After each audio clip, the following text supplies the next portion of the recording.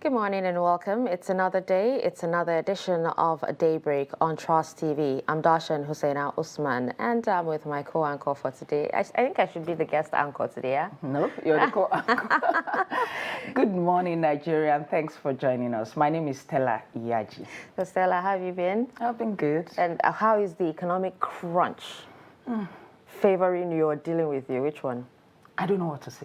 I don't know what to say because crazy. when you look at it, you don't even know where to begin. You really don't know where to begin. And then each day it gets worse. I woke up today and saw that the bakers have added they've increased their price by 20%. Wow. So Now, premium bakers have actually, they're actually on strike right now. So if you're looking for premium bread, you will not get it unless Anyone you go to at all all. these, small bakeries. It's well. And I pray that, the government actually does something as soon as possible because Nigerians are really suffering. You have and no then idea. I hope that the agreement between Russia and Ukraine to allow grains out Exactly. will actually come to fruition, because if the grains are able to come out, it will ameliorate some of these things, because it's crazy right now. Yesterday, I actually went to queue for fuel for like 2 hours, and then a graduate, he speaks good English, came and met me and was begging me for money, that he was hungry. It happened to me on Friday. I mean, when I looked at the person asking for the money, I couldn't put together, the person and the request. Exactly. People are really suffering. Yeah. I pray it gets better. All right, let's move on to the highlights at this hour. Federal government orders closure of FGC Kwali, beefs up security in Unity colleges. Terrorists release 3 train passengers.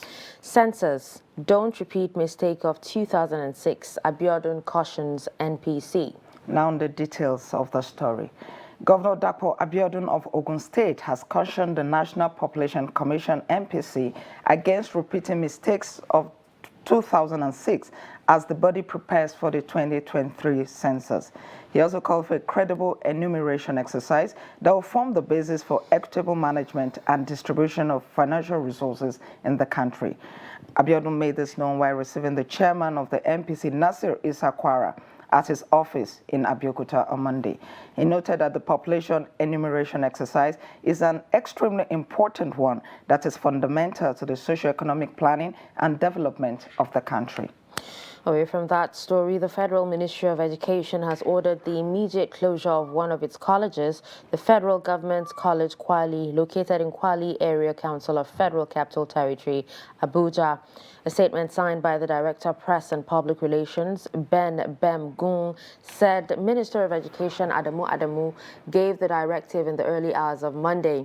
He said the closure became necessary following security breach on Sheda and Lambata villages, the suburbs of Kwali Area Council, which also threatened FGC Kwali. According to the minister, the timely intervention of security agencies saved the situation. The minister also directed that arrangements should be made for final year students to conclude their NECO examinations. He, however, directed principals of Unity colleges across the country to liaise with security agencies within their jurisdictions in order to forestall any security breach in our schools. Now, 3 passengers of the Kaduna-bound train that was attacked in March have regained freedom. They were freed 24 hours after terrorists released a disturbing video where the victims were being flogged. Daily Trust confirmed that the released passengers included a woman and 2 men, and they have reunited with their family members. It is not clear if any ransom was paid before their release. Kaduna-based publisher Tukru Mamo also confirmed the development. He added that he was not part of the negotiation that led to their freedom. All right, with that, we'll move on to more reports. Nigeria's electoral umpire, the Independent National Electoral Commission, INEC, reaffirmed that the continuous voter registration exercise will be suspended on Sunday, 31st July 2022. To this end, the Commission is calling on eligible Nigerians who are yet to participate to seize the one-week opportunity ahead of closure and get registered. The report. The continuous voters registration exercise, which started over a year ago, had witnessed a 1-month further extension from the initial deadline. To encourage Nigerians to participate in the exercise, INEC, with support from the European Union in collaboration with IAGA Africa, held concerts in Lagos and Abuja, where thousands more got registered. With preparations in top gear for the 2023 general elections, INEC says the CVR exercise has to give way, but added that collection of the PVCs will continue while newly registered cards will be ready for collection by October 2022. All CVR activities except the collection of already printed PVCs will be suspended on Sunday, 31st of July 2022. Meanwhile, the Honorable Chairman, Professor Mahmoud Yakubu, has already approved not only that extension of time, but also increased the closing hours to 5 p.m. daily to attend to registrants. And in addition, this exercise was carried on last Saturday and yesterday Sunday. And the exercise will also be carried on the next Saturday and the next Sunday.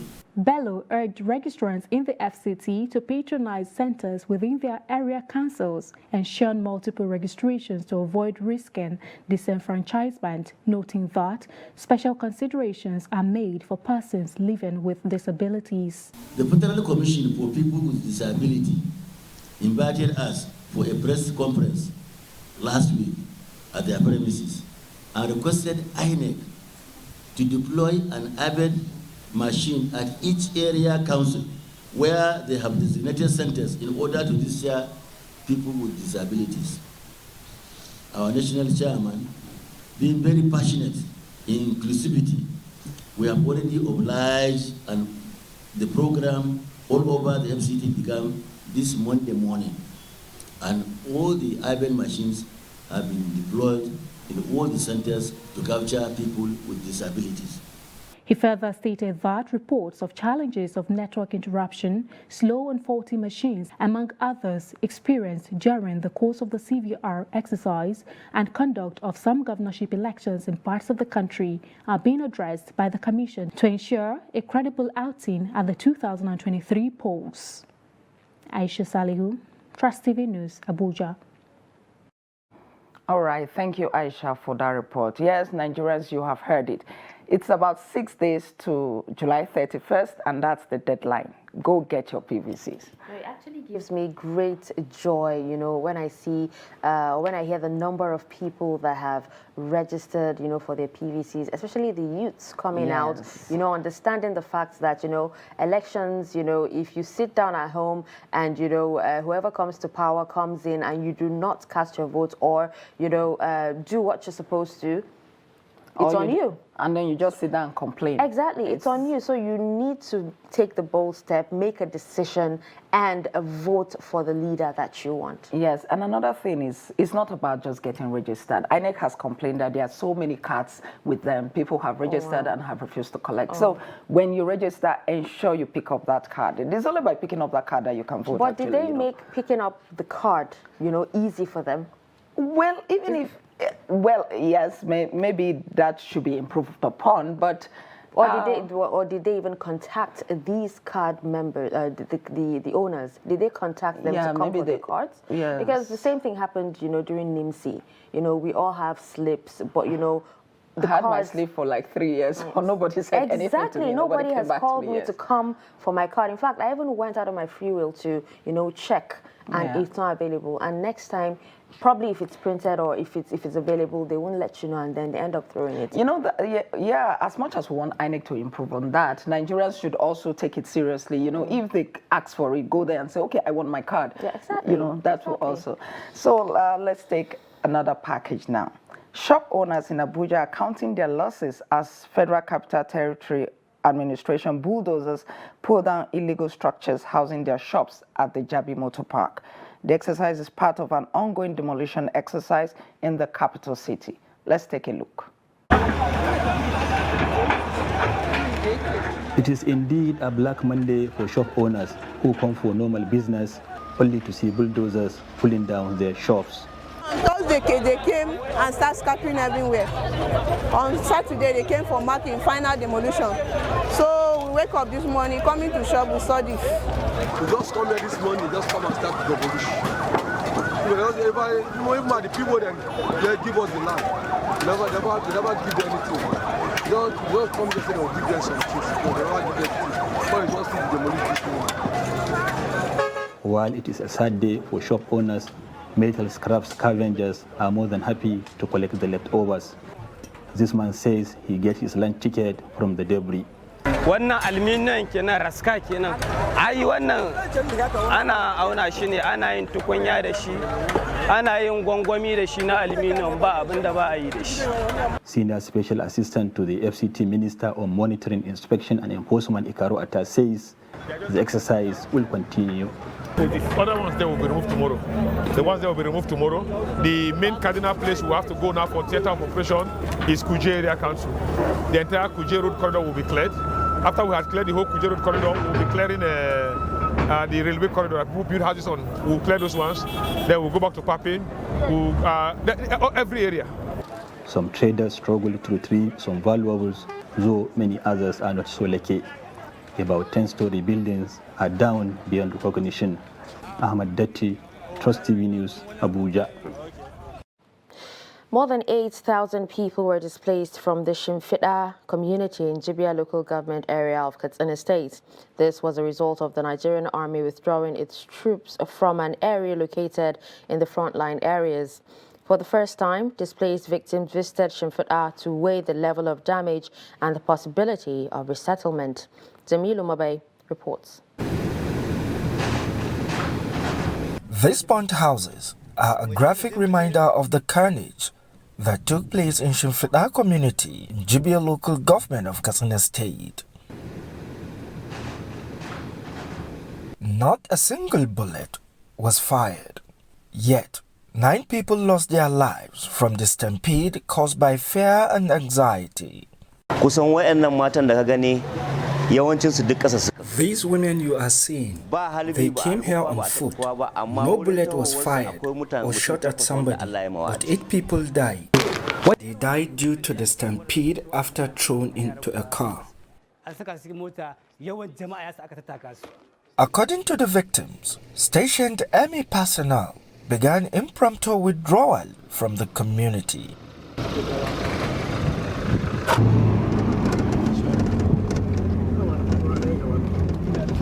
Soon, locals panicked. At the end, the commandant said we should tell our people to follow them after they finish parking. Before you know, people panicked. For 7 years, we have been feeding the government on any information that has to do with security. Yet, in broad daylight, they decided to be unjust to us.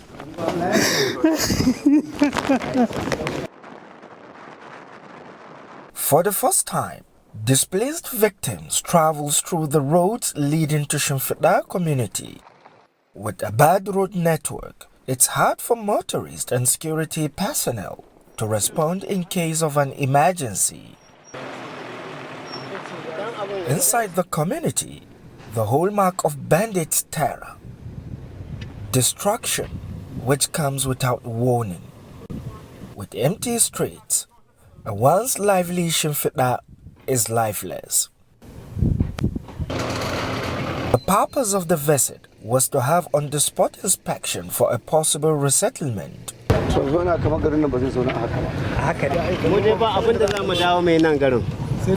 We don't have anything to come back and do in Shimfiɗa. We have lost everything in this world. We lost everything. We have all seen our houses. What will you tell your family when you go back? They should give up. There is no hope of going back.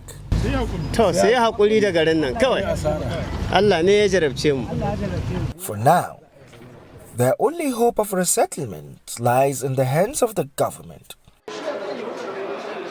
And with 5 months gone, how much more will they have to wait? Jamil Mabai, Trust TV, Katsina. All right, now let's take a look at the update on the train attack between Abuja and Kaduna Road. On Monday, protesters stormed the Kaduna State House of Assembly, asking the government to rescue the remaining train attack hostages whose lives have been threatened by the abductors. The protest followed the release of the now-trending video of terrorists flogging the kidnapped persons. The protesters, who held placards with different inscriptions and chanting solidarity songs, commenced the protest at Lugard Hall around Kaduna before proceeding to the State Assembly. Let's take the report now.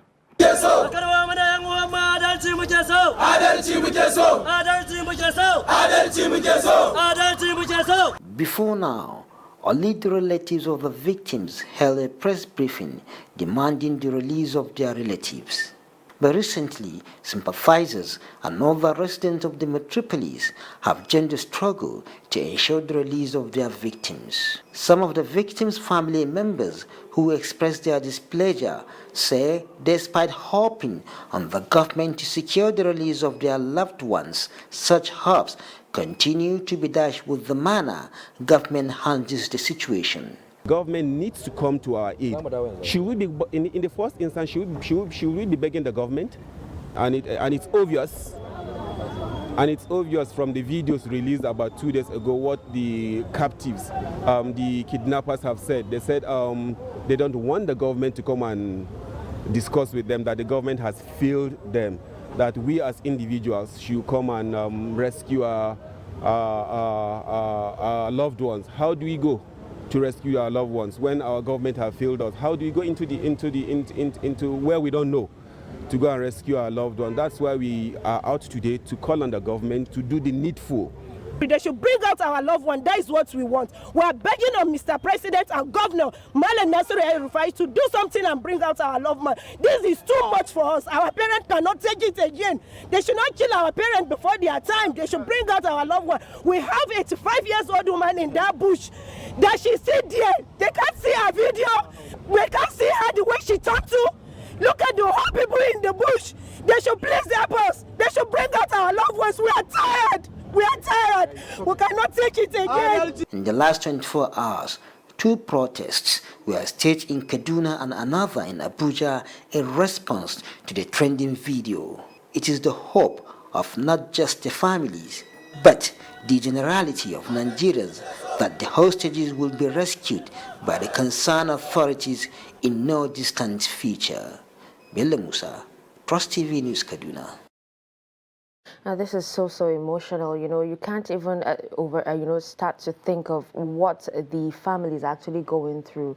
You know, just once in a while a video popping up and you seeing your family member, you know, going through such inhumane, you know, acts. Yeah, like, you know, one of them that was freed after this video went viral, he said that because of the rains that where they are being kept, you know, where they were being kept was not good and all of that, but because of the rains now it is worse. And he said that the children among them are the worst hit. You know, you can only imagine what they are going through.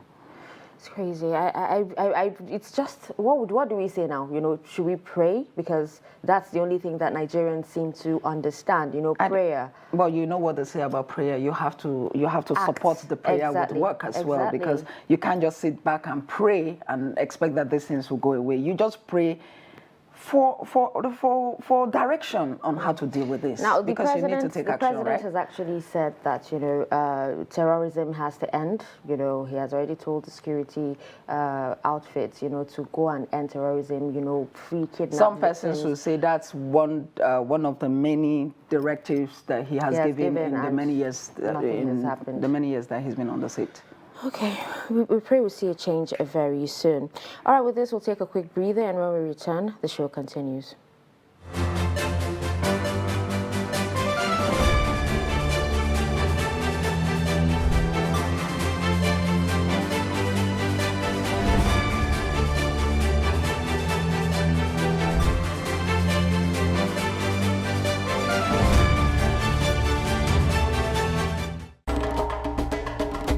To every politician, as the campaigns gain momentum and passions begin to rise, remember, the errors of your opponents do not make you a success.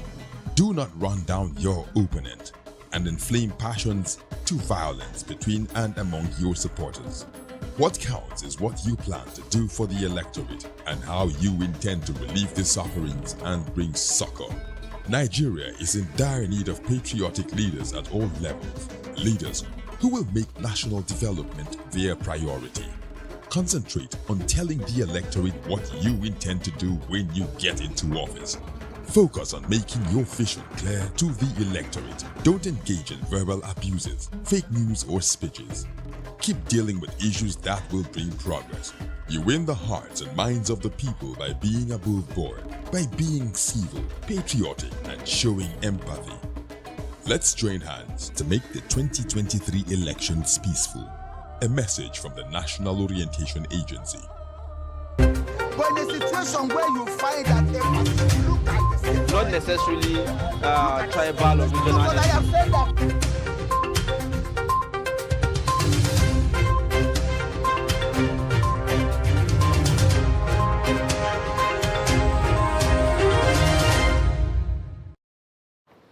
All right, welcome back and thanks for staying with us. You're still watching Daybreak on Trust TV, and it's now time for the newspaper review. But before we move on to, the front page covers, we already have our guest analyst in the studio, the person of Mukhtar Suleiman, public affairs commentator, joining us for a detailed review of, what today's papers are saying. Good morning, and thank you for joining us. Thank you so much for having me. All right, so let's start with a Daily Trust newspaper. We have the lead story here that says, Captain, 2 soldiers killed after terrorist threat on Abuja Law School. We have writers that says, Army confirms attack, says troops combing area. Federal government puts schools on red alert nationwide. FCT schools shot as bandits intensify attacks on Abuja suburbs. We also have more stories at the top of the page. We have train attack. Families picket transport ministry as 3 more abductees released. Concerns rise over federal government's funding. Investors shun local bonds. Praise galore for history maker Toby Amusan. We also have bakers hike bread price by 20% and 4-day strike.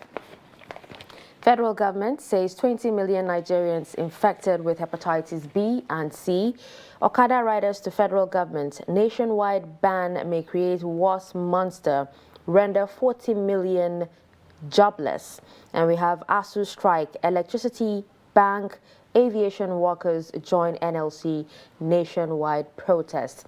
And these are some of the stories on the front page of a Daily Trust, a newspaper. Now let's start with, the lead story, talking about, the insecurity in Nigeria and how, there are already threats in the Federal Capital Territory, already. A lot of people are, running helter-skelter, parents running to schools to actually pick their children, How do the residents actually remain safe? If the Federal Capital Territory of Abuja, which is Abuja, is not safe anymore for anybody, then the entire nation is in shambles, because this is where the head of the country lives. This is where the chief of staff is supposed to be. The chief of army staff is supposed to be. This is where the Ministry of Defense is, and all of that. And it's really, really sad and disheartening. It's quite painful, actually, if you look at it carefully. Because if you look at our infrastructure as a nation, it is not that we cannot handle these issues.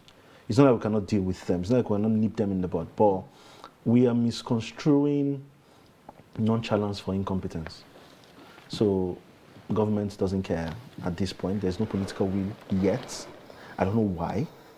And it's just painful, really, for lack of better terms.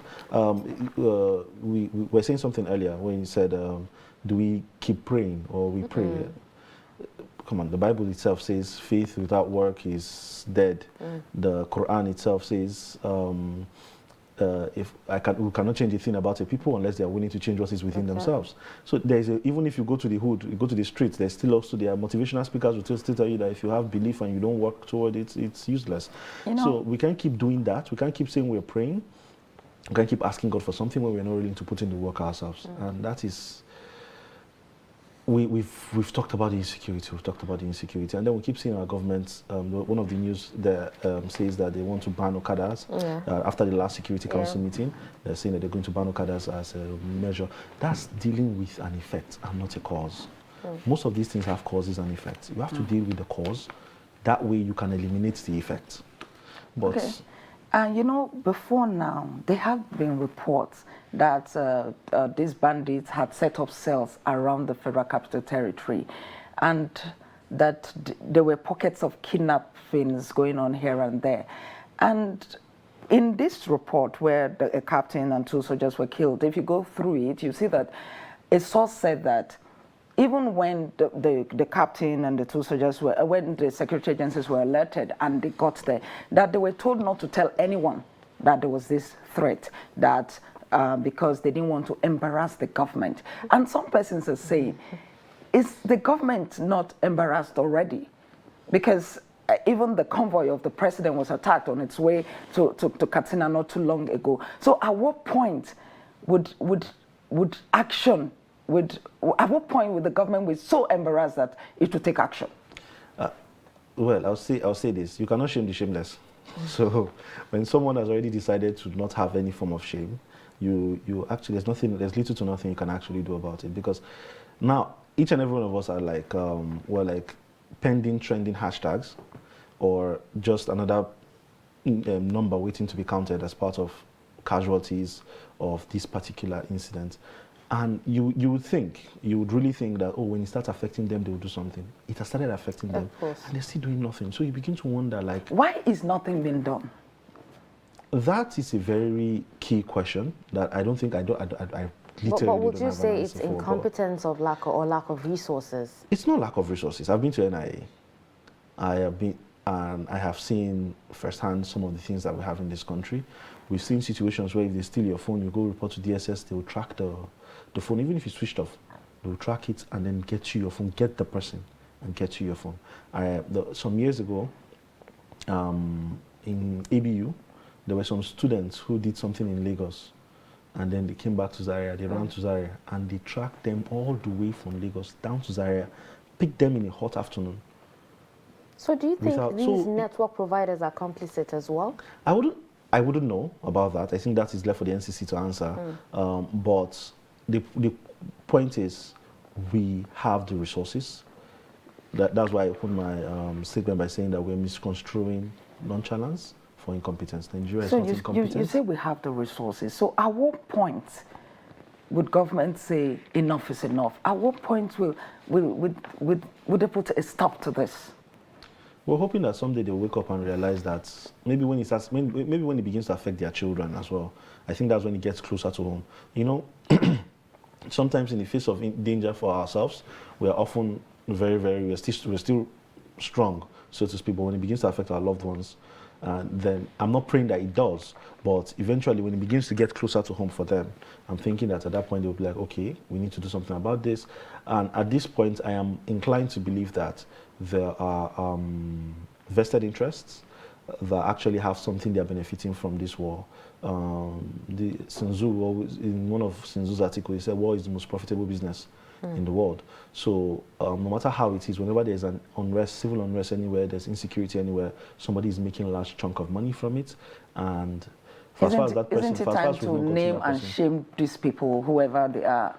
I hope that we get there where we actually go. Because I refuse to believe that the government does not know who they are. Because even if they don't, that speaks very little about.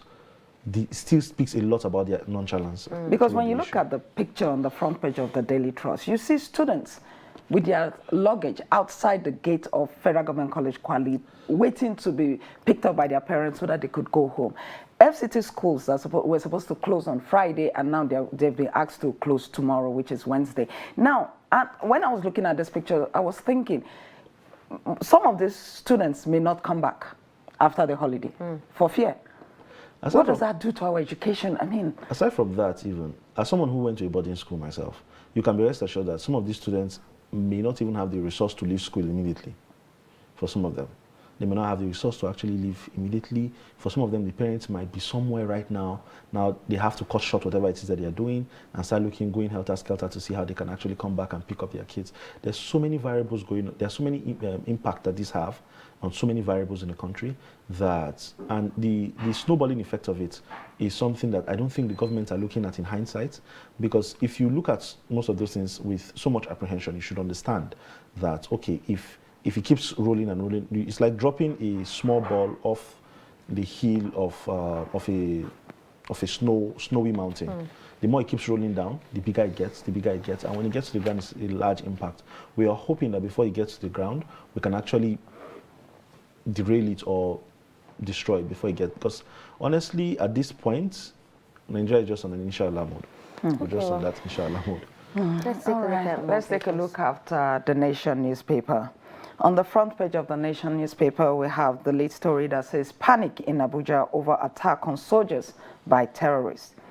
The first writer says, 3 presidential guards wounded. FCT directs schools to close tomorrow. No cause for alarm, says the police. Then right at the top, above the masthead, we have, no North governor took money to back Southern president.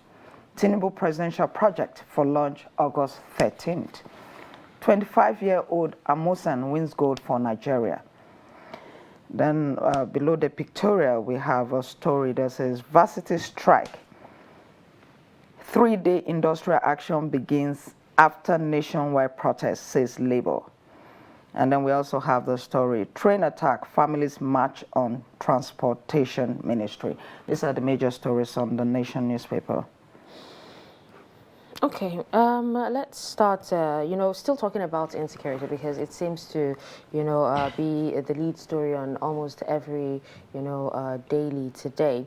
There's this, we actually saw also the viral video, of the abductees, the train abductees being flogged and all that. And, we've seen protests actually going on in Kaduna and Abuja. And we're actually, the latest report is that, 3 of these abductees, have been released. Do you think there was money involved, or did they do it from the good of their heart? For terrorists, I'm going to take it from this verse. Let me start from somewhere. For terrorists, there's an ideology. So when a terrorist has, because of that ideology, it's easier for you to negotiate with the terrorists, because then you can actually meet them somewhere and say, okay, we can give you this if you give us this. You can do this if you do this, like that, like that, like that. So there can be a compromise of some sort that can actually end the terrorism. There's always something, there's a goal. But for the bandits, money. That is all it is. We saw the BBC report yesterday. I don't know if you saw that. There's a BBC Hausa report that actually did a detailed documentary. Yes, it did a detailed documentary on the issues, and you could see how confident those people were on camera. That's to show you that there's no fear. They're not even concerned about anything. They're living their life. In fact, they're living more comfortably than even us, the average citizens. So for terrorism... Even after threatening the president, vice president, and a sitting governor. They are so confident about themselves because they are obviously sure of what they have behind whosoever it is that is backing them. However, for the people that were just released, I think obviously payments were made. If you look at the last train attack, the train attack is actually that of ISWAP took credit for it. ISWAP took credit for it, so they're not actually with bandits; they're actually with ISWAP. So whatever the negotiation is, there's been a lot of falling out. For some of it, I've heard. Some of it I don't think I would want to see on national television. But for the ones that are actually already out there, I remember that after the Kuje attack, there was a report by the aide of Gumi. I think he did an interview, granted an interview, and when he was where he was saying that he gave that there was a notice given to the government, and the government willfully ignored it. However, those people that were released were supposed to be some sort of ransom for some other people to be released. Okay, but you see, there's this part that is a bit confusing. When, at the initial stage when this incident took place, they said it wasn't about the money. the group said that government knew what they wanted. And sources at that time said that it was because they wanted their children who had been taken, arrested by the police or security agencies to be released. And what they said at that time was that they should release their children and then they would release some of the abductees. They didn't say all. They said they would release some of the abductees and then negotiation would begin. So it was a bit tight because, I mean, it was like they were having the upper hand. Okay, release our people and we'll release some and then negotiation will begin. And now, after a while, we saw that they started collecting money. So what exactly is going on? What game are they playing? You know, it's the arguments of saying that they were going to release some. So obviously they were going to collect money from some and release some in exchange for, because I recall that we released, I think, 10 of their people after much deliberation and negotiation, and then they released some of the train victims. However, they went back to the prison, attacked the prison, and released everybody. In fact, the story in the paper today said that one of the released persons, one of those 3 that were released yesterday, said that 6 of the people from Kuje prison are now in the forest with them. I'm not surprised, because you don't. There are so many. You get a bit. You're perplexed, angry, amazed, and at the same time, in that whole mashed up feeling, you find it a bit funny as well that Nigeria is in the state that it's in spite and despite of everything that we actually have, the resources, the manpower, the infrastructure, the security infrastructure, because I refuse to believe that it's actually because of lack of security infrastructure. That's why we are actually having most of these issues. The government needs to actually come clean, tell us if we are actually fending for ourselves now, if each and every one of us is a moving sovereign entity of our own, and if we have to build our own personal police and personal state borders and everything else, so that we can actually protect ourselves. Because that's the point that we're actually getting to. Communities are actually doing that already. Yeah. Yes. So away for some of them now, they are paying tax to. Yes, they are. To the bandits. Yes, to be able to go to their farms and to go about their daily activities. We have the new auxiliary government in town. Away from the insecurity, it's another huge problem that is bedeviling the country at the moment, the strike by ASU. Today, the Labour Congress is going on a solidarity protest for ASU. And it's not just the NLC, the electricity workers are also joining in the protest, the banking sector, bankers are joining in the protest, and some other groups. Do you think that this will help? Again, you cannot shame the shameless. If they care enough, by everything else happening would have been okay to actually tackle most of the issues. However, speaking on, I have an unpopular opinion about the ASU strike. I have a very unpopular opinion. I've actually gone at loggerheads with some of my lecturers, some of the people who lectured me in school, some other professors as well. I do not think, for most of what ASU is asking for, I feel personally, this is a personal opinion, that it is unrealistic if education remains under the government. If you look at the MOU, for one, I agree that there should be a review, an upward review, in fact, 150% of their salaries, because it is not fair how much they're actually receiving. You see a professor who has done most of his life not even being able to collect up to 400,000 naira after tax. So I personally do not think that the rest of it, I don't think that it's possible if the educational system remains under the government the way it is at this moment. But if it remains under the way it is at the government at this moment, because we keep comparing the Nigerian educational system to those abroad. We say, oh, look at Harvard, they're sending their children to Harvard, they're sending their students to Oxford, and etc. And I say, if you look at how much those people pay as school fees, you would understand that you are paying it very cheap to get the quality of what you're getting. Do I think the educational system can be better? Yes. I think it should be better. But look at samples all around the world. Look at everywhere all around the world. For those educational, those universities that we actually look up to, that we make comparison with, they have very expensive systems and structures in place. Because I would remember some years ago, I was with some of my friends from the US, and we're discussing some theoretical concepts. I studied mass communication.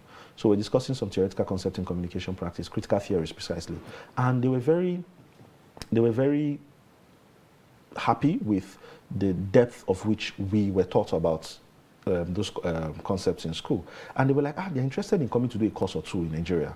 Maybe they'll come and do maybe a PG course. So they were like, how much like my school fees? I was like, well, I paid 19,800 naira in ABU to go to school. Like, that's, convert that to dollars. I was like, that's like $52. That's right. And they screamed, like, really $52? I was like, yeah, that's how much I paid for. And they were taken aback by it. And we see our students go outside the country, they go compete with these schools, they win competitions. It shows you, we cannot have the budget of a Passat and want the comfort of a Benz. All right. So that's just the truth. All right, let's take a look at another newspaper, this time the Punch newspaper. The Punch has a lead story that says, ASU strike, NLC's solidarity rally holds today. Police warn hoodlums. There's a rider that says, police, NSCDC personnel to be deployed in critical infrastructure. Lagos Union directs electricity aviation workers to join rallies. No going back on protests. Mega rally holds in Abuja Wednesday. This is coming from the NLC. And then beneath that, we have terrorists free 3 Kaduna train passengers. Protest continues. Then we also have the story, Tinubu Amechi's allies disagree over vote buying allegation. Hypertensive man, Nigerians outrage. Police go after last man. We also have the story here, terrorists injure soldiers in Abuja.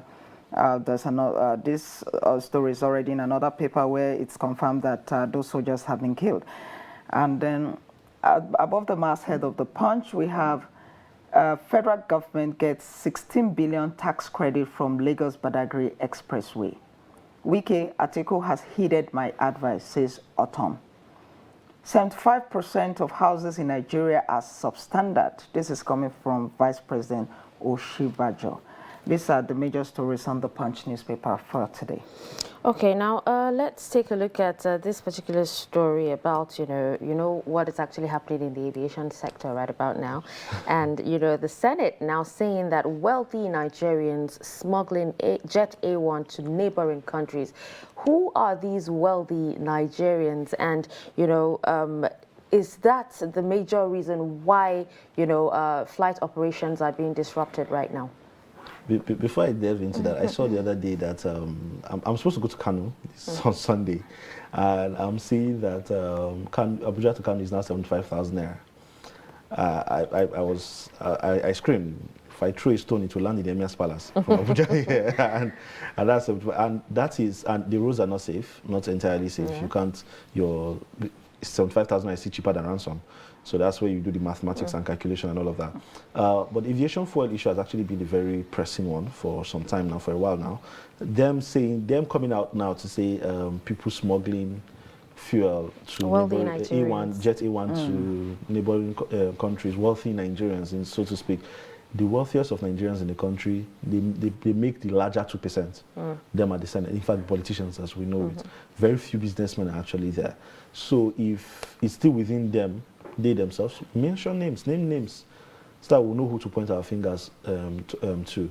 It's everything that can go wrong has not finished going wrong in this country, and that is from if you look at the aviation sector issues, you look at the road transport issues, train folded up. Everything. There are so many issues happening all at the same time. I feel bad for the next president. I really feel pity for the person. The person just has to pick one struggle and just deal with it throughout his tenure and just go and let somebody else come and continue, because you can't fix all of it. The damages that have been created in the last 8 years it's deep-rooted. But one thing that is a bit difficult to comprehend is the fact that if you look at it now, there are disruptions, flight disruptions, so many people cannot travel. Why would anybody make a capital out of that? I mean, if indeed some Nigerians are taking this Jet A1 out of the country when airlines in Nigeria are finding it difficult to access the same thing. It's selfish interest. Now, at the end of it, for every civil unrest, somebody is making a lot of money from it. It is just the way it is. It's just the way the world works, and it's the responsibility of the government to protect us from those kind of situations. Exactly. That's why there are laws. That's why there are policies in place. What's FAA doing? What's NCAA doing? These are what's it called? These are bodies that have been created to ensure that there's regulation and checks and balances in most of these things. But even flight disruptions, plus whether there's availability of Jet A1, there is no discipline in the aviation system, let's be very honest. You go to the airport, I remember there was this one time last year, I was flying to Sokoto, I'm not going to mention the airline, where the airport for a flight of 1 o'clock, we didn't fly till 8. No apology, nothing. They gave us one useless package with expired biscuits and some. That's a compensation. That's an apology. Now, I have been delayed for I was in Cairo. So I was in Sharm el-Sheikh going to Cairo, and we're delayed for a 1 hour flight. They paid us each, I think, about 100 Egyptian pounds, and they gave us food. They delayed us for an hour. Now, when they delayed us, there was another time again that we're flying again from Cairo back to Sham, I think. I can't remember exactly. This was like in 2020. And they delayed us again. And we're still giving compensation for that delay. But in Nigeria, and there was the flight manager, I think, the airline manager came down to apologize to everybody, made everybody feel comfortable. And these things rarely happen. There were explanations. There were explanations, but Nigeria just tell you now. In fact, now they have a national anthem now at the airport. This was due to unforeseen circumstances. If you go to the stand to go and ask them, it's because of aviation fuel. Whether it is aviation fuel, whether it is no aviation fuel, there is no discipline in the aviation sector, and we really need to do more about now that. with everything going on, or every sector almost folding up in Nigeria, one thing that we know that the government has actually been against is, people coming out to protest. We can actually, see from the NSAS protests and everything. But if you look at it, there are actually protests going on, pockets of protests going on, in the whole of the country. And this would actually, spring up, or more would actually spring up with this, especially with this NLC, protest. And then we're seeing that the electricity, banking, aviation sectors are joining in the protest. Now, will this be enough to actually nudge, the leadership of Nigeria to actually do something about at least one or two sectors? Protest for me is one of the most effective ways to actually get the government to actually do something. In the NSAS protest in 2020 was the first time that we saw the people band together for one single thing. Personally, I think why the NSAS protest failed was not so much as because the government did not want to answer us, as much as we were not as coordinated as we thought we were. We did not negotiate. Martin Luther King Jr. would say that the essence of a protest is so that you can force the government to come to a table to negotiate for something that you want. But we didn't negotiate. We said there was no face, there was no this thing. Nobody is going to come and address over how many thousand people. That was where, for me, I felt like we got it wrong. And United Nations Article 19 said citizens, countries who are members of the UN, citizens whose country are member of the UN will always use protest as a way to hold their government accountable. So even section in the Nigerian Constitution, we have freedom of expression there, we have freedom of assembly. And the culmination of these sections are what we use as our own backbone for the need for us to protest. But that again is also taken away by Section 45 that says that in the event of public disturbance, public nuisance, or public destruction, but these things are obviously going to create public disturbance. Definitely. So Section 45 says the government can actually shut it down. So because of that, there's a lot of give and take with protest. But I think that if we come together again, and this time more coordinated, negotiate for one thing, for something, we might be able to get it, honestly, because that's the last thing the government wants is an international embarrassment at this point, because I've noticed that the current sitting government right now, they like to save face as much as they can. They want to save face as much as they want, as much as it makes them look good.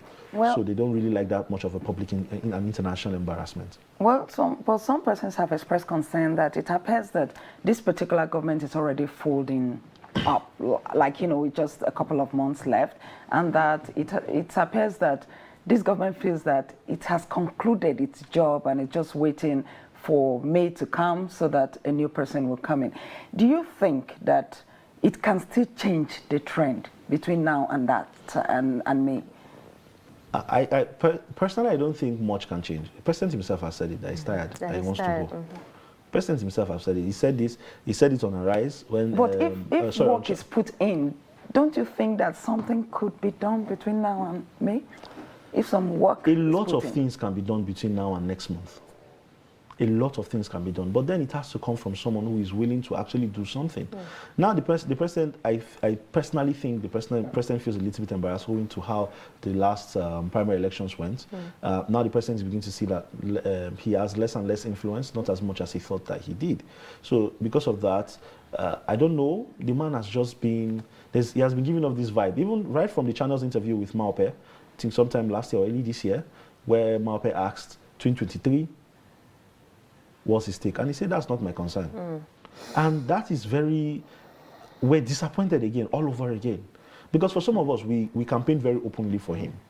We hoped for change, we hoped for something to happen. And I'm never going to be apologetic about it. It was my democratic right to vote. And I did, we voted for him. And because we thought that, oh, this guy was going to come in with this military demeanor and is going to take care of things. And this is where we are right now. All right. Utterly disappointed. Let's take a look at this day newspaper. At the top of the page there we have Buhari to Amusan. You've left us with unforgettable memories, tears of joy. We have writers that says, Hail Brunei, Team Nigeria for making nation proud. Atiku Tinubu Sanwo-Olu Abiodun Obaseki Okowa congratulates a gold winner in 100-meter hurdles. Bolt celebrates gold medalist, says she's superb. We also have organ harvesting allegation. Court grants Ekweremadu's wife bail. Senator remains in police custody. We have federal government procures, still talking about insecurity.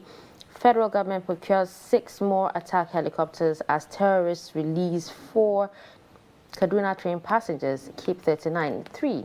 It's 3 that we're reading. You've been saying 3, 4. But it says here 4. Now we have families, ground activities at Transportation Ministry 121 days after. Military beefs up security around Buhari Campus Law School. FG closes FGC Kwali. And the lead story here talks about Otom.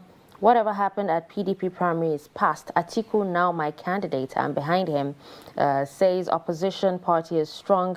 Institution will always settle its issues. Anxiety within NWC governors. Governors Forum BOT over Wike's comment. An ex-vice president reaching out to old associates in the APC. All right. It's not only tales of gloom and sadness from Nigeria, right? I mean, Toby Lover Amusan, she made Nigeria proud. Yeah, she did. When I saw the video yesterday, I've never felt more proud about being Nigerian, and sport has a way of doing that. Most of the time, whenever there is sport has a way of banding the country together. Not just even Nigeria, any country that is actually in disarray, and we're very happy about it. For the first time, this was one of the very few rare moments where we were not Igbo, Hausa, or Yoruba. We were not Muslim or Christian. We were all Nigerians, and everybody was proud, and everybody, for the first time, I heard the national anthem. Exactly. How did you feel when you heard the national anthem on that stage? For the first time, the national anthem meant something. Yes. It meant something. It was so exciting. I had goosebumps, honestly. Even right now, speaking about it, I'm still having goosebumps right now, and I'm really happy. I was really happy about it, and hopefully that more and more of this, because when you travel out of the country, you get to see how Nigerians are being looked on, and it's not a very. I was on one of these international airports some time ago, and this media, I'm not going to mention which country, but I was on one of these international airports some time ago, and I remember the immigration. I was passing immigration for passport check, and the guy was so smiling. Welcome. Got to my turn. Well, I was delayed. This 1 minute. I went in, came back with one blue light thing. He looked under the blue light, he looked at me, he looked at it again. Extra scrutiny, right? And then someone else had to come and keep attending to people while he was scrutinizing me. So that's the situation we're in. So when we see these, when we make this kind of international impact, it says a lot. But it's still quite depressing when you look at it that the investment, the country did not make the investment in her to get that. Yes, it is very few athletes still agree to identify as Nigerians, despite the fact that the country did not invest in them. We saw that with Anthony Joshua. Anthony Joshua wanted to fight for Nigeria. Nigeria refused to invest in him, and he went back and fought for London, for the UK. And from what I understand, Toby has been doing his training in the US for the longest time. Our coach, most of our team are actually Americans. So the country is not really as, we need more of that. And I'm hoping that with time, we can actually get, I'm really, and that aside, really, it was really a proud moment for each and every one of us, and I'm glad. And isn't it hopeful that we have more of this event so that Nigerians will show their unity? Because when you look at all the comments on social media, I saw the story, I saw the APC issued a statement, the PDP issued a statement, they were together on it. Nobody is talking about she's from this area. Toby Loba is a Nigerian, but and why that's can't what matters. that be replicated in politics? Exactly. Why can't that be what we stand for? We are Nigerians first and foremost. That's all that matters. Selfish interest in politics. I think that's why it's there needs to be something to divide the country on an ideological base that is very fundamental, and that's why politics is as how do I put this? Is as so between yesterday and today, we make noise as being all Nigerians, and then from tomorrow, we start saying, "Oh, you are from." Because if you notice, nobody has said, "Oh, Toby is a Christian" or "Toby is a Muslim." Nobody's talking about that. The name is Western. Nobody has said, "Oh, she's from Southwest." We're not going to celebrate anybody from. But this is national pride. In the face of national pride, those things become infinitesimal, which we are really, really proud of. Which I'm really, really glad that actually happened. It reminded all of us that we need to calm down, and if we band together enough, we can actually do something. And that is hope. All right. Thank you so much, Mukhtar Suleiman, a public affairs commentator, for joining us on the newspaper review this morning. Thank you so much. It was an awesome time with you. All right, so we'll take a quick breather, and when we return at the top of the hour, the show continues. Do stick around. But in a situation where you find that they look at the same, not necessarily tribal or regional. I have said that.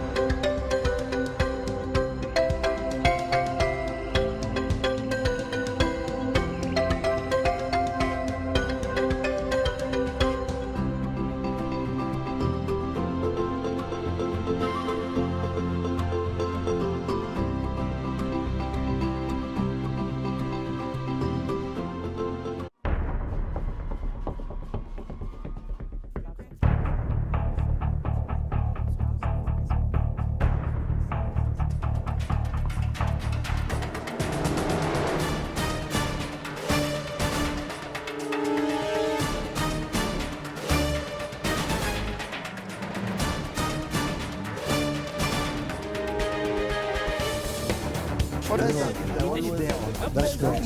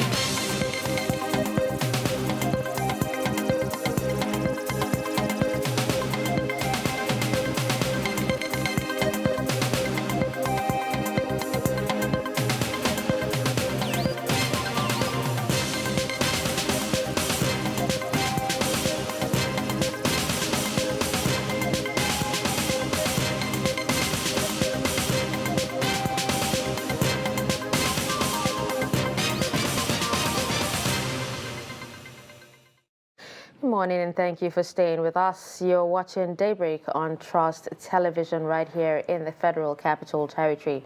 I'm Darshan Hussein Osman. And I'm Stella Yaji. Thanks for staying with us till this moment. All right, let's take a look at the highlights at this hour. Federal government orders closure of FGC Kwali, beefs up security in Unity schools. ASU strike, electricity workers to join NLC nationwide protest. And finally, census, don't repeat mistake of 2006, Abiodun cautions NPC. Now the details. The National Union of Electricity Employees is set to join the Nigeria Labour Congress in solidarity protests with ongoing strike by the Academic Staff Union of Universities. A memo dated July 22 and issued by the union's General Secretary, Joe Ajero, urged all members to participate actively in the protest. Daily Trust reports that the NLC had last week announced that it will embark on a joint protest with other affiliate unions to protest the lingering strike of university workers in the country. The strike, it will be recalled, started on February 14, 2022. Governor Dapo Abiodun has cautioned the National Population Commission against repeating mistakes of 2006 as the body prepares for the 2023 census. He also called for a credible enumeration exercise that would form the basis of equitable management and distribution of financial resources in the country. Abiodun made this known while receiving the chairman of the NPC, Nasir Isa Kwara, at his office, Okemosong, Abeokuta, on Monday. He noted that the population enumeration exercise is an extremely important exercise that is fundamental to the socio-economic planning and development of the country. Now, the Federal Ministry of Education has ordered the immediate closure of one of its colleges, the Federal Government College Kwali, located in Kwali Area Council of the Federal Capital Territory, Abuja. A statement signed by the Director of Press and Public Relations, Ben Bemgong, said Minister of Education Adamu Adamu gave the directive in the early hours of Monday. He said the closure became necessary following security breach on Sheda and Lambata villages, suburbs of Kwali Area Council, which also threatened FGC Kwali. According to the minister, the timely intervention of security agencies saved the situation. The minister also directed that arrangements should be made for final year students to conclude their NECO examination. He also directed principals of Unity colleges across the country to liaise with security agencies within their jurisdiction in order to forestall any security breach in their schools. All right, let's take a look at some reports. Nigeria's electoral umpire, the Independent National Electoral Commission, INEC, reaffirmed that the continuous voter registration exercise will be suspended on Sunday, 31st July 2022. To this end, the Commission is calling on eligible Nigerians who are yet to participate to seize the one-week opportunity ahead of closure and get registered. The report. The continuous voters registration exercise, which started over a year ago, had witnessed a 1-month further extension from the initial deadline. To encourage Nigerians to participate in the exercise, INEC, with support from the European Union in collaboration with IAGA Africa, held concerts in Lagos and Abuja, where thousands more got registered. With preparations in top gear for the 2023 general elections, INEC says the CVR exercise has to give way, but added that collection of the PVCs will continue while newly registered cards will be ready for collection by October 2022. All the CVR activities except the collection of already printed PVCs will be suspended on Sunday, 31st of July 2022. Meanwhile, the Honorable Chairman, Professor Mahmoud Yakubu, has already approved not only that extension of time, but also increase the closing hours to 5 p.m. daily to attend to registrants. And in addition, this exercise was carried on last Saturday and yesterday Sunday. And the exercise will also be carried on the next Saturday and the next Sunday. Bello urged registrants in the FCT to patronize centers within their area councils and shun multiple registrations to avoid risking disenfranchisement, noting that special considerations are made for persons living with disabilities. The Federal Commission for People with Disability invited us for a press conference last week at their premises and requested INEC to deploy an urban machine at each area council where they have designated centers in order to register people with disabilities. Our national chairman, being very passionate in inclusivity, we have already obliged, and the program all over the FCT began this Monday morning, and all the urban machines have been deployed in all the centers to capture people with disabilities. He further stated that reports of challenges of network interruption, slow and faulty machines, among others, experienced during the course of the CVR exercise and conduct of some governorship elections in parts of the country are being addressed by the Commission to ensure a credible outing at the 2023 polls. Aisha Salihu, Trust TV News, Abuja. Now, protesters on Monday morning stormed the Kaduna State House of Assembly asking the government to rescue the remaining train attack hostages whose lives have been threatened by the abductors. The protests followed the release of the now-trending video of terrorists flogging the kidnapped victims. The protesters, who held placards with different inscriptions and chanting solidarity songs, commenced the protest at Lugard Hall around Kaduna before proceeding to the State Assembly. Let's take the report.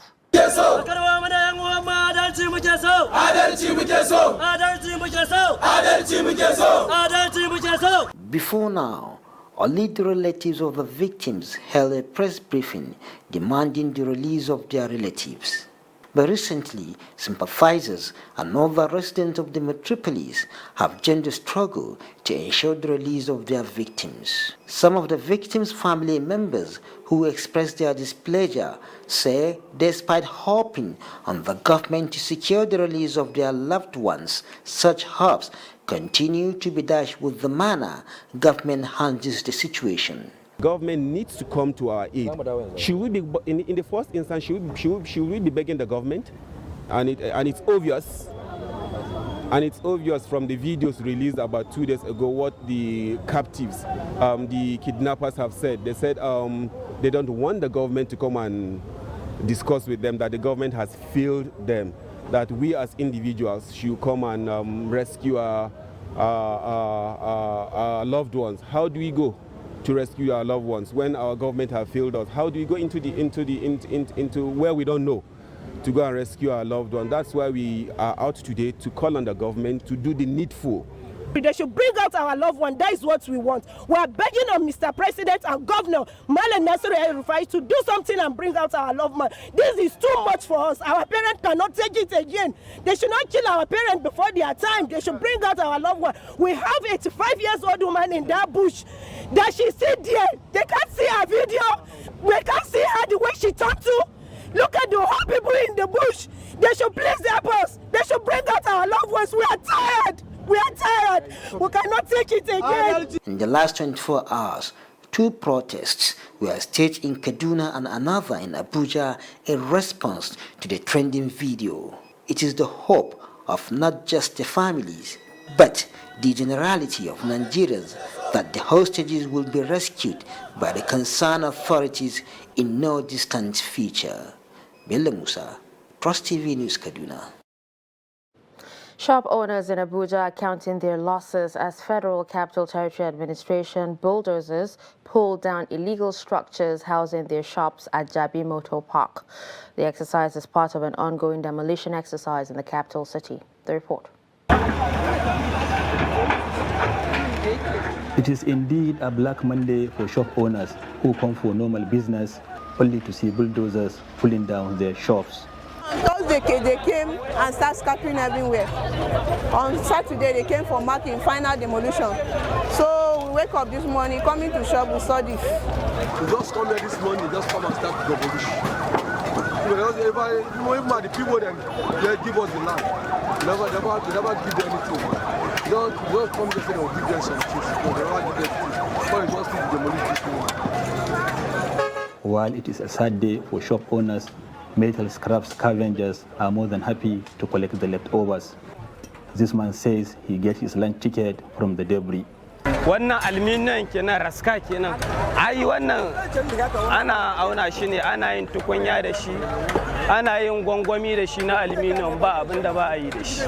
Senior Special Assistant to the FCT Minister on Monitoring, Inspection and Enforcement, Ikaro Atta, says the exercise will continue. The other ones there will be removed tomorrow. The ones that will be removed tomorrow.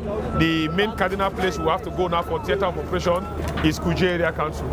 The entire Kuje Road corridor will be cleared. After we had cleared the whole Kuje Road corridor, we'll be clearing the railway corridor. We'll build houses on. We'll clear those ones.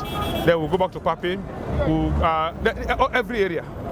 Some traders struggle to retrieve some valuables, though many others are not so lucky.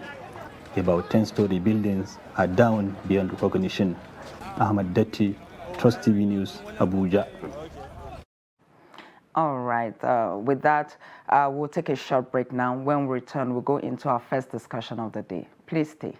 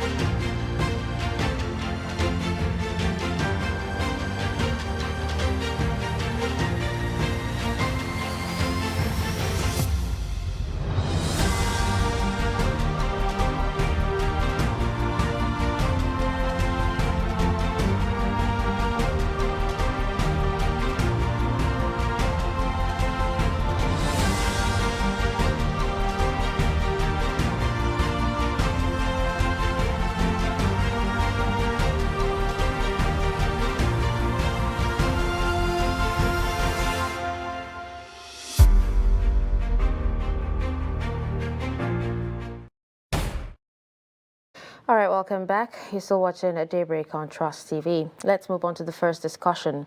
To rein in the activities of terrorists and bandits across Nigeria, the federal government has disclosed that it would place a ban on motorcycles and mining activities across the federation. Attorney General of the Federation and Minister of Justice, Abubakar Malami, disclosed this to State House correspondents after the National Security Council presided over by President Muhammadu Buhari at the presidential villa in Abuja. According to him, such action would eliminate sources of fund for the terrorists and bandits in Nigeria. The planned ban has continued to generate reactions from different quarters, and our focus is on the economic implication of this move. We have Lanre Oluwani, and he's a public affairs analyst, and he joins us in the studio to discuss, on this issue. Good morning, and thank you for joining us, Mr. Lanre. Good morning. Thank you for having me. Thank you for coming. How are you doing? We're good. Mr. Lanre, the federal government last week after its meeting said that it was considering banning the operations of motorcycle operators across the country. And the reason is, as it gave, it's that it is part of its efforts to tackle the insecurity bedeviling the country at the moment. What's your take on that? Thank you very much. Thank you for having me. These federal governments have chosen to cure a tiger with cancer treatment. Why do you say that? Because how can you stop the only means of livelihood to the majority, let me put it that way, of Nigerian youth in your country? That is not, I cannot deny the fact that some of them are assisting the bandit, either by using them to get food or get information or get money across to them in the bush. I cannot deny that fact because I'm aware of it as far as even Kaduna is concerned. I'm a first-hand witness of it. I've met a Kaduna man that I engage with that gave me such things. But nevertheless, that does not stop you to holistically ban Okada people in the nation because of one issue. You have to think outside the box. What is an alternative way of curbing these guys? Well, you know, apart from even insecurity, the same motorcycle operators have been accused of breaking traffic rules and, you know, and all of that. So I'd like you to take all of that together. Together, this is a very, very simple issue to deal with. But it's quite unfortunate that people at the corridors of power, they don't think outside the box. Most of their essays are just there collecting our money, taxpayer money, without doing anything tangible to this government. If you have a cadre man, what you just need to do, they have association already, recognize. Why can't you have an office in every stage in particular to ally themselves with those associations, give them ID, give them accreditation process,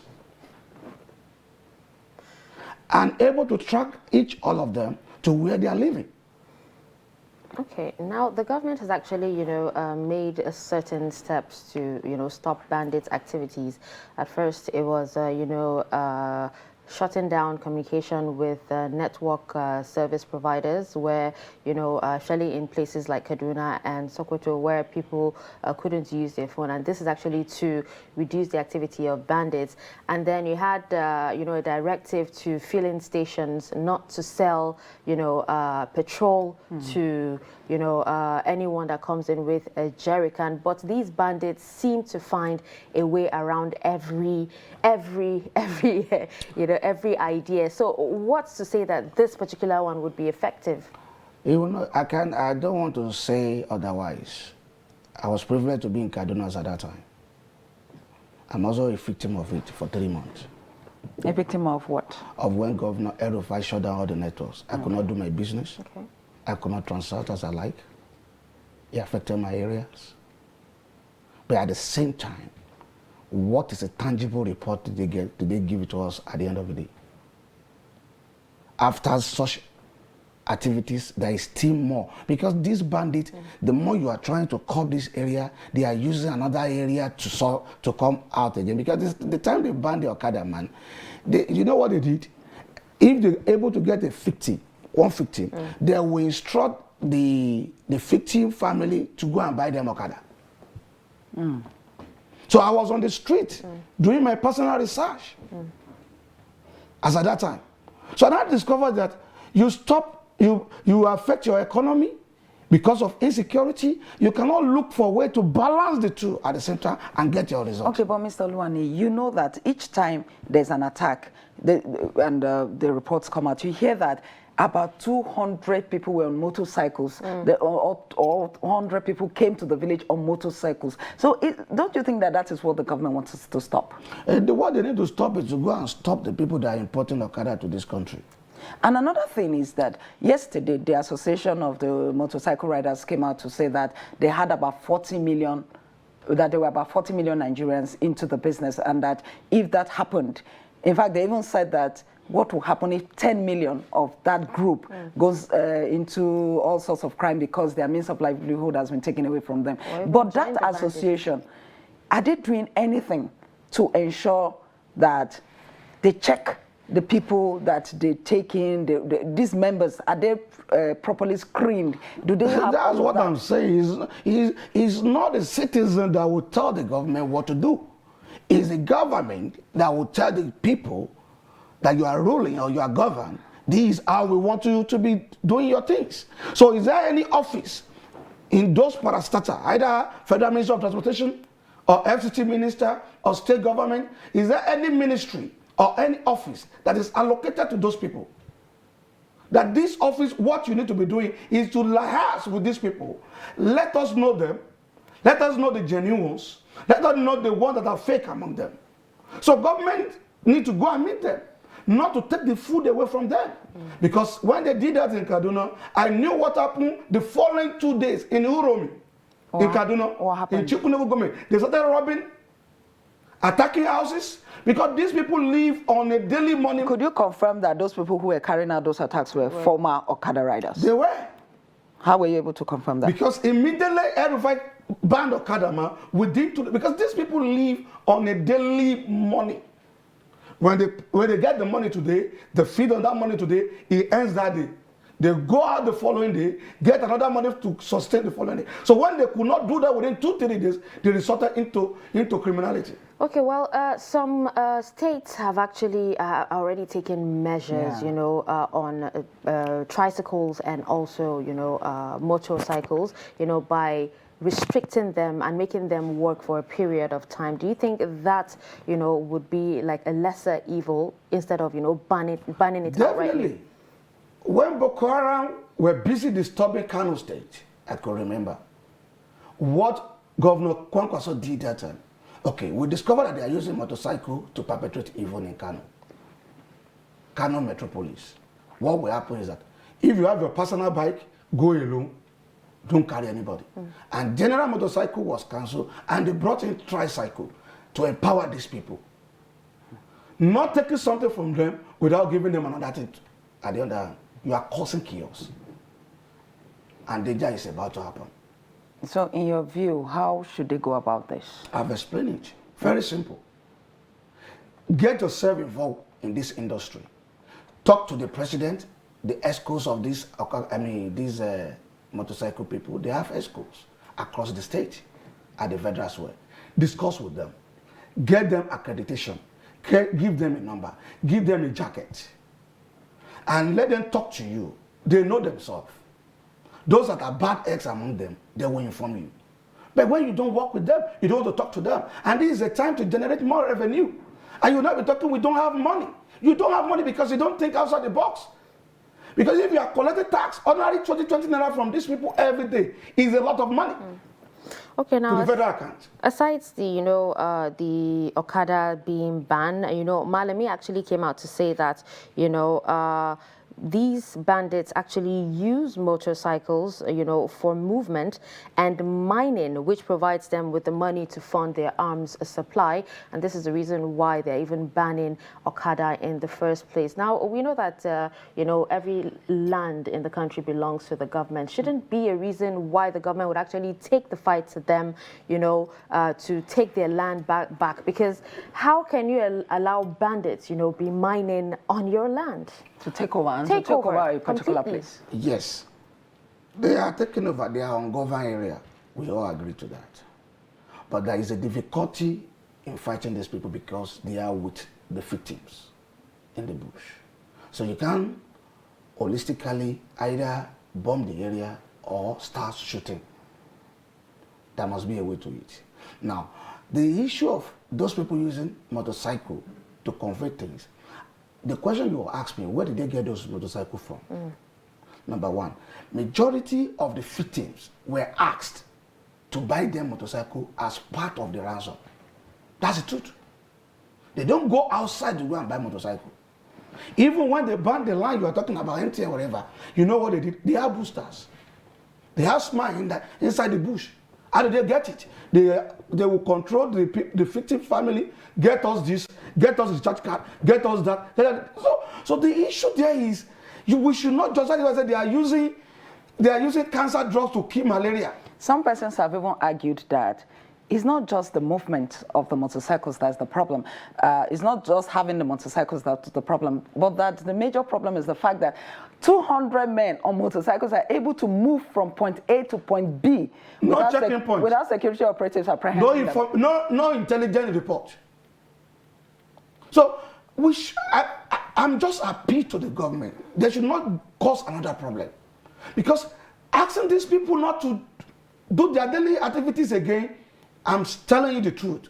Me and you, we are not in the safe hands. You know, when Stella actually just talked about 200 men, you know, being able to operate, not just being able to operate, they operate for hours and leave and go back. Yes, they are not apprehended. So who is to say the Okada ban would actually, you know, be effective? Yes, because they cannot come in a truck and still operate for so many hours. Okada, it means they can actually, you know, operate and still go without being apprehended. But do you know that is what, when I came to, the last time I came to this studio, I made mention of community policing.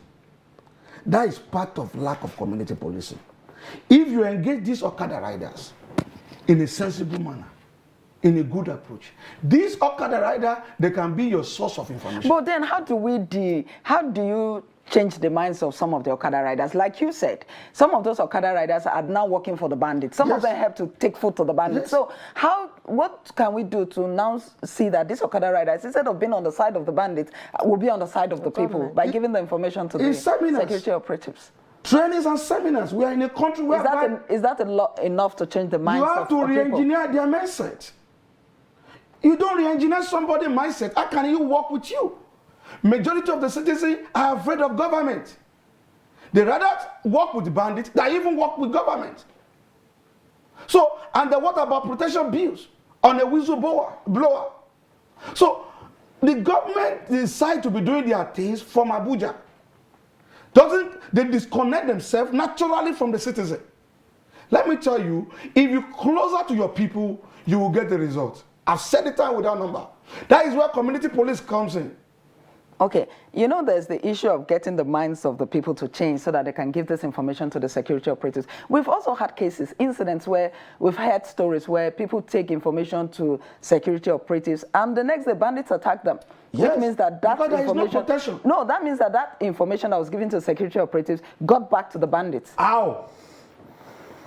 How? So there is no trust. I'm aware of what you're saying. A lot of people have given government security information and they will come after you the following day. How did they get the information? It is some set of people in the government that leak the secret. There's also some person brought this information. So we are in a country today that, man, I can't, if I say it's only God that can come and save us, I'm only praying to the gallery. All right. I think with this, we would have to wrap up this discussion. Thank you so much, Mr. Lanre Oluwaniyi, for joining us on the show this morning. We'll take a breather, and when we return, we'll move on to the second discussion. Every patriotic Nigerian should hear this. Any politician who means well for the people will never allow themselves or their supporters to engage in any violent, destructive activities. No politician who truly wants to serve the people and develop the nation will encourage his followers to destroy properties or take human lives before, during, or after the elections. The Nigerian public must watch out for these traits and isolate any politician who encourages supporters to engage in violence. No genuine politician or patriot will cause trouble and seek to destroy the very society which they aspire to lead or develop. Politicians who have the good of the people at heart will not allow themselves or their followers to engage in violence, destruction of properties, and then taking of lives. Be vigilant. By their words you shall know them. Shun violence. Stay away from politicians who want you to do so. Let's join hands to make the 2023 elections peaceful. This message is from the National Orientation Agency, NORA.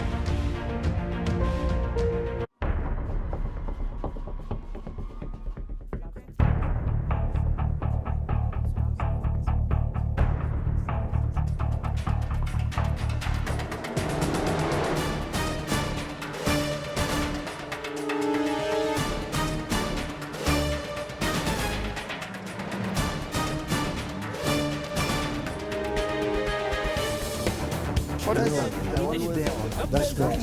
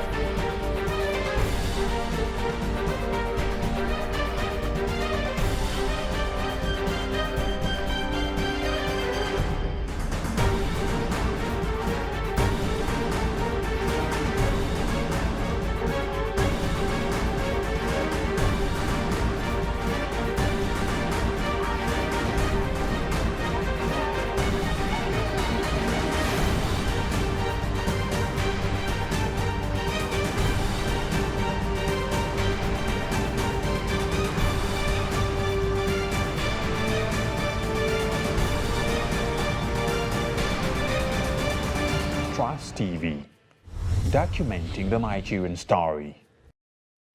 All right, welcome back. It's time for our next discussion. And hard times are already here for the federal government as its debt servicing exceeded retained revenue by as much as 310 billion naira in the first 4 months of 2022. Now, this is the first time the country's debt service to revenue ratio would hit or exceed 100%. Detailed analysis of the overview of the fiscal position of the first quarter, that's from January to April, showed that the federal government spent 1.93 trillion naira on debt servicing, which was about 20% higher than the retained revenue pegged at 1.63 trillion naira for the same period.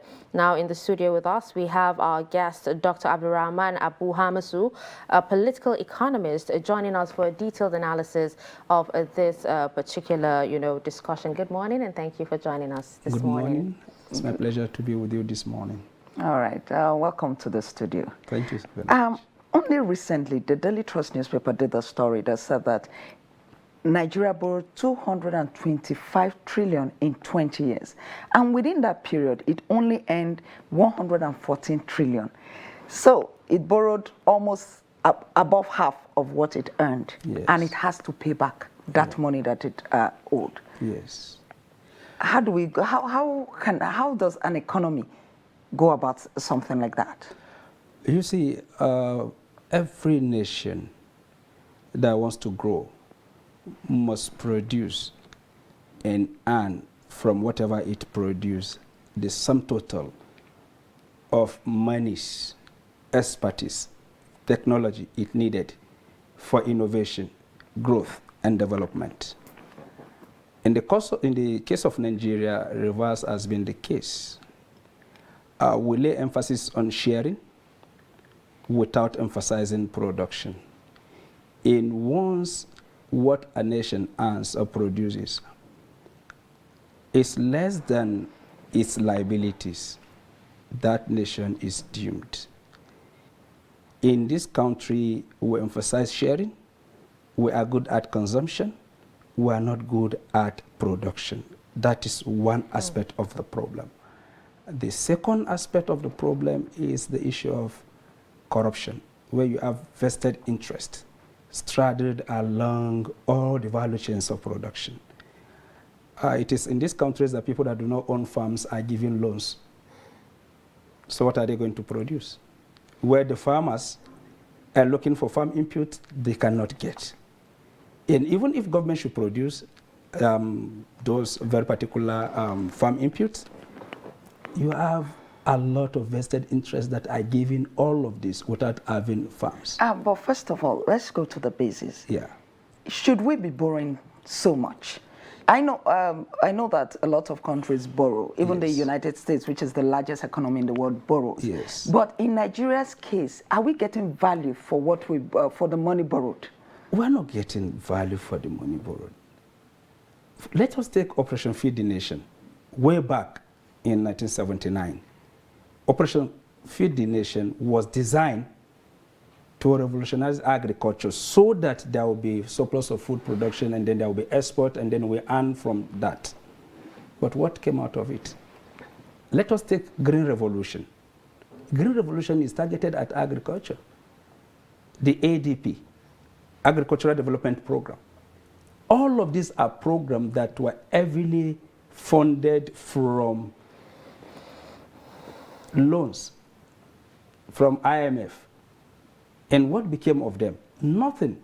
So you have a nation that does not even track what it spends, how much it has spent, what the people that get those loans and the repayment, everything. Nobody is tracking anything. So it's more or less like we develop a program, and then we get funding for it, and we get the money, we spend the money, and that is all. And we move on. No post-mortem. Nothing is done to say, okay, what are the lessons learned from this very particular venture? Why did we fail? Why should we want to fail again? What are the measures to be put in place? So it is more or less like in this country, we learn nothing, and we just do our thing as if we are in a world that is different from the world that others are operating from. Like the America you're talking about, like Malaysia, like other countries that you're talking about, like the UAE. How did they succeed? Two things: character. Only that is what they reformed. We want to develop. How do we develop? We must do things that will attract people to believe in us and trust us with their resources. And they set to work. So they go to a desert, and they said we want to turn this desert to oasis. And the only money we want to sink is, say, 10% of the cost. The remaining 90% of the cost is coming globally. And they sank the 10%, and the global individuals bring the 90% because of what? There is trust, there is integrity. So what is happening in Nigeria? If today somebody calls you that there is mortgage financing going on and they give you the flyer, what will you do? All right, well, the federal government, you know, has actually said we won't see an end to the borrowings anytime soon, and they will keep borrowing to fund, you know, projects in Nigeria. And the minister for Budget and National Planning has actually supported that statement, saying that, you know, it is not a debt sustainability problem, but a revenue challenge. Yes. And before he takes that question, you know, they said that they will not stop borrowing to fund infrastructure and all of that. But only recently also the Accountant General of the Federation, the one that was just replaced, said that Nigeria was also borrowing to pay salaries. Yes. So it's one thing to even borrow for infrastructure, but also borrowing to pay salaries. You see, let us face the reality before us. Nigeria is heading towards state collapse. What has happened in Sri Lanka? That the government declared itself bankrupt. Is Nigeria's situation really that bad? No, we're heading towards that. Let us be real. Let us understand the magnitude of the problem, so that if we are called upon to make the required sacrifices to sustain the Nigerian state, we could be able to do that. Not saying it the way it is more or less like playing the ostrich, where you bury your head in the sand and the whole body is outside. Now, it started like that in Sri Lanka. So the government at a point will say, we can no longer provide this, and the people are hopeful. We can't provide that, the people are still hopeful, until such a time that the state said, we can no longer do anything. We don't want to get to that situation. There are so many things that are happening in this country that has led to where we are. Okay. And Nigeria, that was contributing to the Commonwealth, contributing to UK's coffer, borrowing people money or countries money at independence, is today saying that it is continually borrowing money to provide social services. You know, something is fundamentally wrong somewhere. And what is that thing that is wrong? You can't combine two things. You can't combine an economy that is based on cronyism, where no matter your capacity to add value, no matter the kind of services you are able to provide, you need somebody that knows somebody that knows somebody that knows somebody in order to get an approval to start your business. Now, once you do that, the cost of doing business is ballooned. And then people run their business in order to make profit. The margin of profit and the margin of what you are giving the people, that is, I'm coming to that issue of corruption and abuse of public offices. This is one of the fundamental reasons why we're not developing. Now, what you need to do within 3 hours, for instance, in Kenya, they are our competitors. Ghana, they are our competitors. Even Benin Republic here. You go to Benin Republic, you want to clear your car, within 1 hour you were done. In Nigeria, it takes you 1 week. In fact, your car is in Lagos. The person that will make the connection for you to get the car cleared is in Kano. And then you bear the cost of the person to go to Lagos to go. Why do you need somebody to make connection for you to clear your car? I mean, there's a process, right? There's a problem. There's a laid down procedure on how to clear car. That is the issue. So why do you need? That is the issue of vested interest, where the people that want to follow, we've seen all of this. Though things are gradually changing, we've seen some of these. You go, you want to do something even as little as driver's license, you want to do it and you join the queue, you are required to spend a week or two. And somebody who comes now that knows somebody within the system, get it done. All right. So Sorry to cut you. I want to do that. I said two things. If you run your economy. All right, but just hold your thought. We need to take a short break. When we return, we'll continue from where you are. So we'll take a short break now.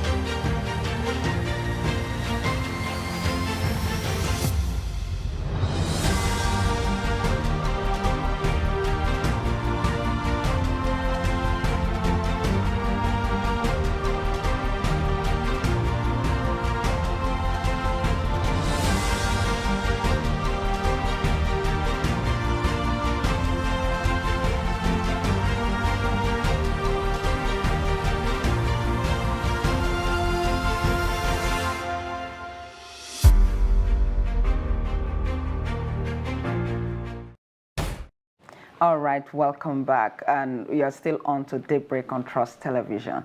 So before we went on the short break. All right. The last one, where you have a nation where the pursuit of public interest, it revolves around the pursuit of private interest. Anybody that is given ID card is given ID card to pursue his own interest. So for all the new houses that are springing up built by individuals, all the new cars, the new things you're seeing are more or less like the depletion of the public wealth. And this is what we refer to as corruption in this country. So once you have such a situation, even developmental programs and projects are not pursued for the fact that it was going to add value to the common man. It is pursued to satisfy the interests of those that are involved. And that is why most of the developmental programs that would have contributed to uplifting the economy in this country ended up failing. The failure is not because we are incompetent. The failure is not because we don't know what to do. The failure is the overwhelming pursuit of private interest in public space. And this has continued to bleed appropriation. So where you have subsidy, they're supposed to subsidize small, medium-scale industries. It ended up in the hands of people. Where power is not there, and you are subsidizing, importation of diesel and fuel, and then you have subsidy scam, where all the monies go back to private individuals.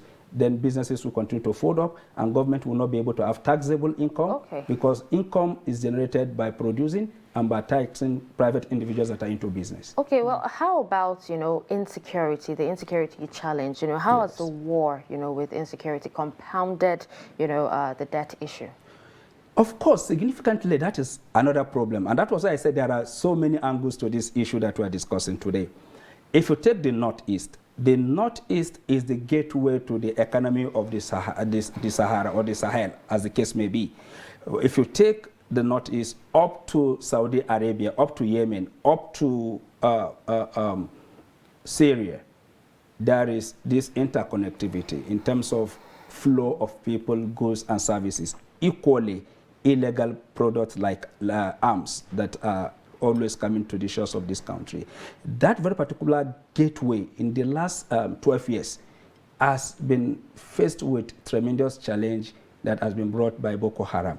So most of the traditional trade routes, the Trans-Sahara trade route that we inherited from our forefathers, that is generating a lot of income. This is how it happens. Those countries supply us grains as well as animals. Down from Chad, Cameroon, through Borno State, come down to Kano, from Kano down to Lagos, Port Harcourt, and Enugu. And then from there, because they have ports, imported products equally found their ways down to these particular countries through these channels that I've mentioned. That has been greatly curtailed because most of the trade routes have been closed. It has become the route that they used for trafficking of arms for Boko Haram and other bandits. Now, if you take the water route through Taraba State, from Taraba to Benue, from Benue to Enugu down to Port Harcourt, and then through the creeks again back to Lagos, that route is called suffering, is bleeding, because the traditional article of trade primary product that we produce, especially the North Central, you know, the issue of others-farmers clash, that has equally reduced production. Even if you produce, you cannot transport to market. The same thing is happening in the Northeast. The same thing is happening in the Northwest. So where farmers cannot go to farm, those that are willing to farm cannot go to farm. Even if they farm, they can't harvest. Some of them are suffering cattle rustling, where you have the bandit come rustle their animal and then they transport it across the borders and they sell them. All of this is leading the country to bleed in so many ways. First, the country has to maintain its army and other security personnel. That costs a lot. You need to procure arms and ammunition because the kind of weapon they are using is sophisticated, especially what is happening in Mali and Libya. Most of the arms from Mali and Libya always find their ways into the Nigerian borders because of the proximity and the porosity of the border. So all of this, again, is bleeding this country. One, you cannot produce. Even if you can produce, you cannot transport to market.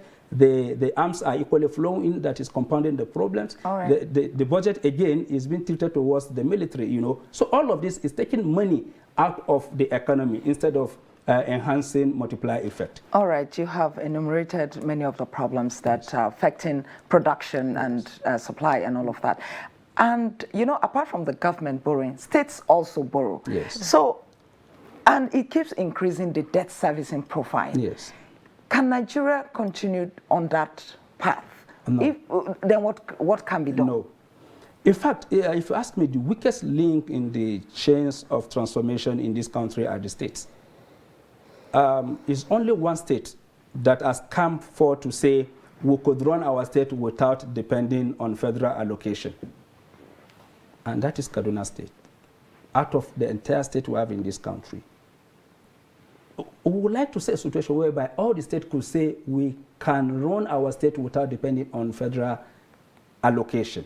But I bet you what has been happening in this country is they relax. Close to the end of the month, they come to Abuja or they send in their representative and then they share money and they go back and they engage in all frivolities in the name of development. And even the key component of developmental projects that government is embarking on or initiatives or programs, they will never key into that. I give you an example. If majority of the state had key into the Anchor Borrowers program, as we witnessed, where federal government was investing heavily in the development of the rice value chain. That very particular experiment has led to a revamping of more than, I think, 20 of fertilizer blending plants.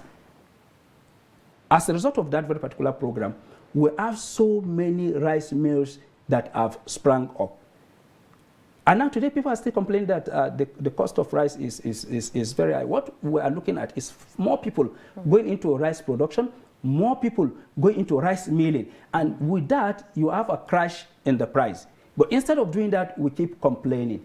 Now, if most state government has key into federal government infrastructural drive, now if you take the REGP, the Economic Recovery and Growth Plan, though it has elapsed now, if you look at it very well, it's a very rich document that diagnosed the problem of Nigeria. And part of the thing that was noted was lack of transportation infrastructure that could move people, goods and services from one point to another. And that if that very particular problem can be solved, almost 50% of our problems have been solved because it will facilitate the evacuation of goods and services from the point where they are produced and shipped to where they will earn value for the individual and the state. Now, assuming the state government key into that program by constructing state-owned roads, especially rural feeder roads, that are linking market to production centers, the issue of high cost of production and transportation would have been eliminated. But what do? We build underpasses and overpasses, and we take a snapshot and say we are developing our state. Well, implementation of some of these policies has actually been an issue, you know, for Nigeria. And we also have Bismarck Rwani, you know, saying that the reason why the country's debt is actually rising is because the interest rate has actually increased, you know, and this is making the debt debt refinancing more expensive. So aside, generating of revenue, what other solutions, does Nigeria have to or ought to put forward, to radically reduce the debt? You see, there is no easy fixes for all of these things that we're talking about. At a point in China, rice was rationed because it cannot go around. And people were promised that in no distant time, we're going to overcome this challenge. And the people believed the leadership. And today, rice is served the way we buy granite on the street in China. But how many Nigerians are willing to make that sacrifice? Well, on that, each time the government says Nigerians should tighten their belt, Nigerians should make sacrifices. But a lot of people complain that it's the low-income people that are actually making the sacrifice because cost of governance doesn't go down. Governors will not reduce the number of maybe the convoys that they travel with. They still go abroad as much as they want. So if you're talking about tightening the belt, where should it start from and how do we go about it? No, I was coming to what you've just pointed out because the issues are interrelated. You cannot just pick one and then you say that is just the solution. It is a sacrifice across the spectrum. And it's supposed to start from the top because trust is very important. I made mention of something, integrity, which transform UAE. It's integrity. We can do this. Trust us. And you trust them, they deliver. But in the case of Nigeria, always, the leadership will come, trust us. You trust them at your own period. And Nigerians have devised means to survive. And this means they've devised is what we are saying is our own doing. So if we must be able to surmount this challenge, it should start from the top. First, abuse of public office should stop and must stop. 2, if you make a promise, deliver. The basis for trust is making a promise and delivering on your promise. If you fail to do that, if you come back to me tomorrow, I will suspect you and I will never accept what you are telling me. So the basic thing that is lacking in this country and is all across board is trust deficit. Okay, now just, quickly, wanted to share your thoughts on this. Now, the IMF, that's the International Monetary Fund, has warned that debt servicing may actually go up 100% of the federal government's revenue. That's in 4 years. That's by 2026, thereby wiping the country's entire earnings. So what is the likelihood, what is the implication of this if the government fails to implement adequate measures to improve revenue generation? Honestly, we have a Sri Lanka situation in our end, God forbid. That is it. The state will be declared bankrupt. The state can no longer provide security. Even as it is now, Nigerians are like local government unto themselves. They provide security for themselves. They send their words to private schools, private hospitals, everything you provide for yourself. So the question is, what is government doing for me? The basic thing that government can do is to give you protection, physical protection, which is security. That, again, we're paying ransom in order to sleep with our eyes closed. So if we cannot do one thing, then honestly, we should be prepared for the worst, which is killing corruption. It is something that must be done. You know why I say killing corruption? The war against terror in this country, when we're fighting the Boko Haram guys in the northeast, what happened? It has been turned into an entity for generating money for the top shots. We saw what happened. So if you remove money from an economy, and then this money is frittered away without solving a problem, then there is a problem. Power sector, the same thing.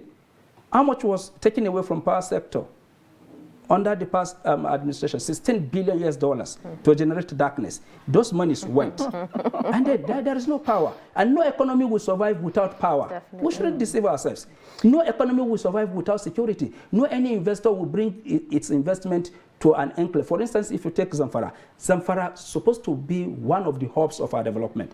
It has Fadama, right? It has livestock. It has mining potentials. But tell me, in all honesty, who is that mad person that will leave UK and bring his investment to Zamfara? So the problem of Nigeria is being caused by us, Nigerians. And until we change our attitude that, look, violence, kidnappings, and scamming people does not make any economy to grow. And that confidence, trust is what will make an economy to grow in addition to peace. And we should work for peace, we should work for safety of investment, and I bet you our industries, the ones that are still surviving, will not be moving to Ghana or to Benin Republic. All right. Thank you so much, political economist Dr. Abdulrahman Abu Hamisu, for joining us on Daybreak this morning and, joining us in the discussion and enlightening us and giving us, an in-depth analysis on this topic. Thank you for having me. All right, with this, we've come to the end of Daybreak on Trust TV. Thank you so much for tuning in up until this time. We'll be back again tomorrow, same time, same station. I'm Dashan Husseina Usman. Thank you for joining us. Thank you for spending this part of your morning with us. Do it to join us same time, same station tomorrow. My name is Stella Yaji. Do have a pleasant day.